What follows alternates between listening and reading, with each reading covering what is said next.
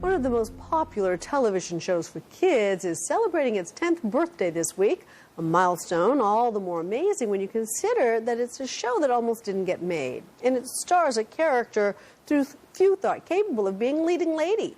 She is Dora the Explorer, who's estimated to have made more than $10 billion. Neil Karlinski takes a look at the science of television for toddlers.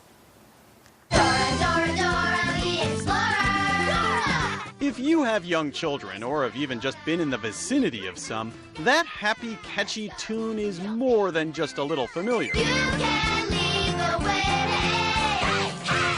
And that catchphrase, Say swipe or no swiping. Swipe or no swiping. Swipe or no swiping. Hey. you've probably heard it repeated just a few times. Oh man! Oh man! Dora the Explorer is everywhere. You want to play?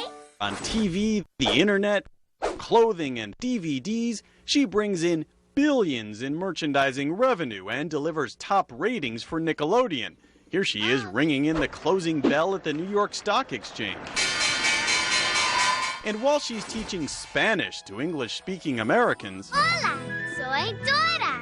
the cartoon teaches English to children speaking 34 other languages in more than 100 countries. But becoming a worldwide cultural phenomenon for the toddler set is no simple task.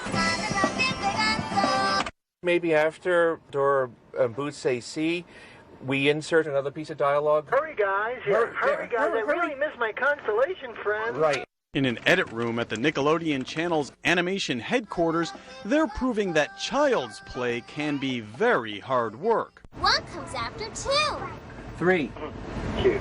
And simple as Dora may seem, it turns out the creative process is among the most difficult in children's television. Based on a main character few imagined possible. There are certain rules like that that get bandied around in TV, and people just accept them. Boys won't watch a show with a girl who's a lead character. That's what they told you? Yes, and obviously that's not true. Not just a girl, but as co-creator Valerie Walsh Valdez told us, a Latina girl teaches viewers Spanish.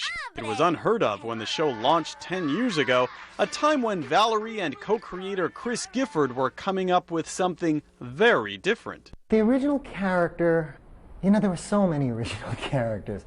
First she was a bunny, and then she was a martin. Her name was Tess, and then her name was Nina.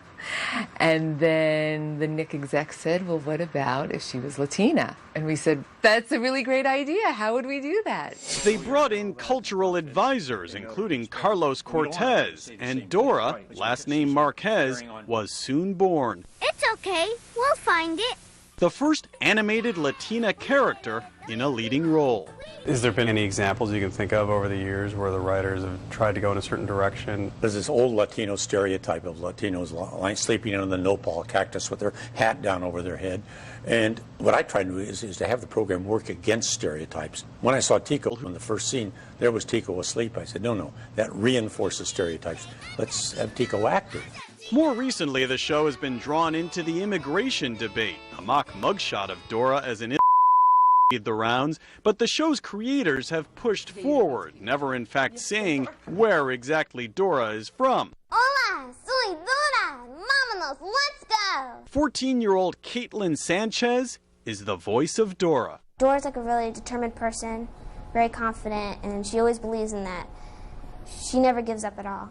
Most cartoons take months to make because of the animation. Dora takes a full year for a half-hour episode, mainly because toddlers are a tough crowd to please. We say that the preschoolers are actually the producers of the show because we go out and we have to pitch every story before it becomes a script. When they don't like something, we listen and we make changes. So, we take them very seriously.